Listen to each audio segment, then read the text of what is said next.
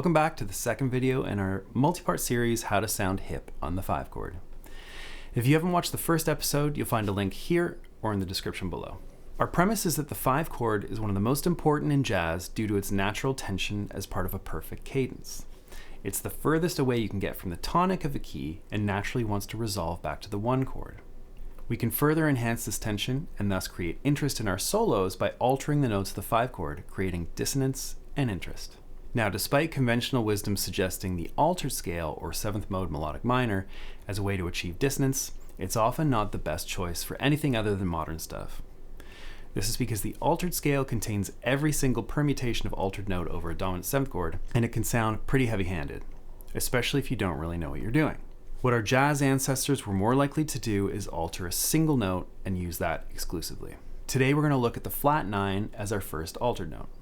Now, before we begin, my name's Tim, and I've been playing and teaching guitar professionally for 19 years. I struggled myself to learn jazz improvisation, so now it's my mission to share these jazz soloing concepts without the gatekeeping or complicated theory you usually find in jazz. I cater to busy adult guitar players, shout out to my jazz dads, and I show them ways to practice efficiently for fast progress without spending hours going in circles.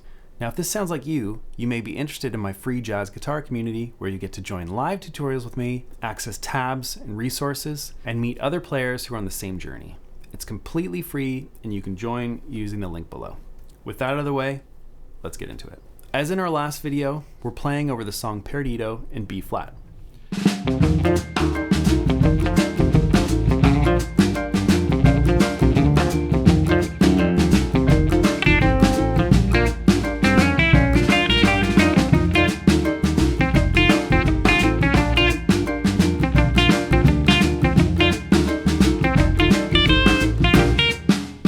Starting with our B flat major scale at the 5th position here.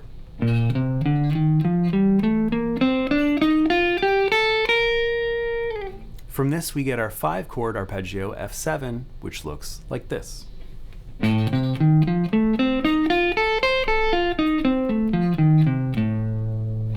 Now, in our last video we replaced the root of our arpeggio with the 9 to make a dominant 9 arpeggio like this.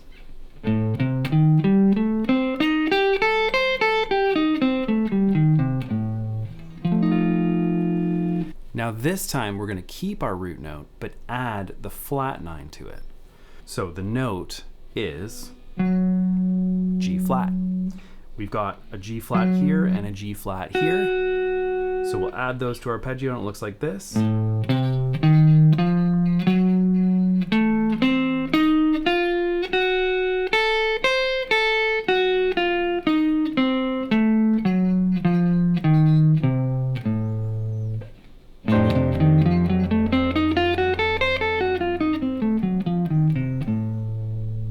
I would describe this sound as very Django-y.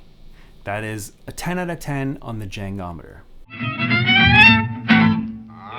yeah. Now, one of the nice things about having both the root and the flat 9 in the same arpeggio is it allows you to do these little trills between the flat 9 and the root like this.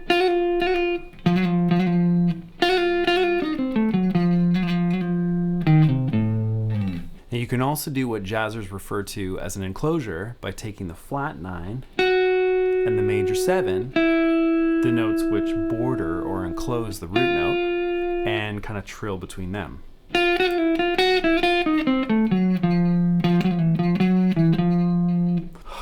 can feel Uncle Django smiling down from the heavens. Now, if we want to get freakier, our next move might be to take out that root note after all and just have the flat 9. And that shape would look like this.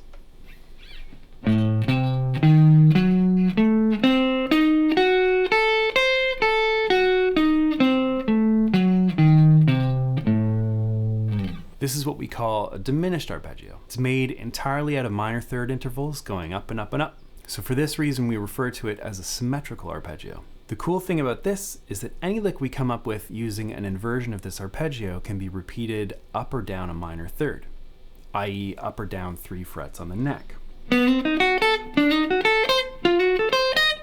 Because this is so easy to do on guitar, many of our favorite players took advantage using repetitive motifs that moved up the neck, like this one from Django.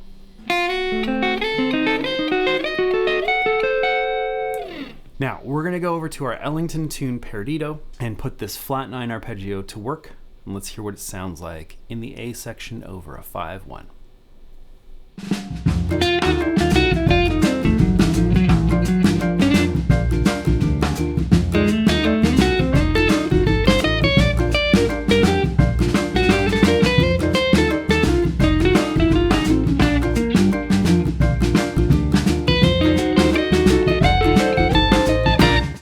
The key to using these effectively, just like anything else, is knowing how to resolve them to the one chord. You always want to look for the closest chord tone from the one chord to help you transition smoothly through the progression of 5-1. You want to do this for each inversion of the flat 9 and the diminished arpeggios, resolving back to the one chord in order to become familiar with the sound.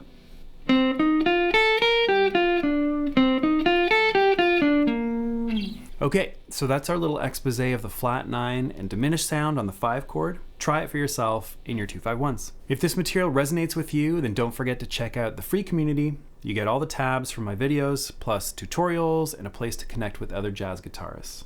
The link is below. Meantime, we've got another altered note coming up in our next vid, so stay tuned. Until then, happy practicing.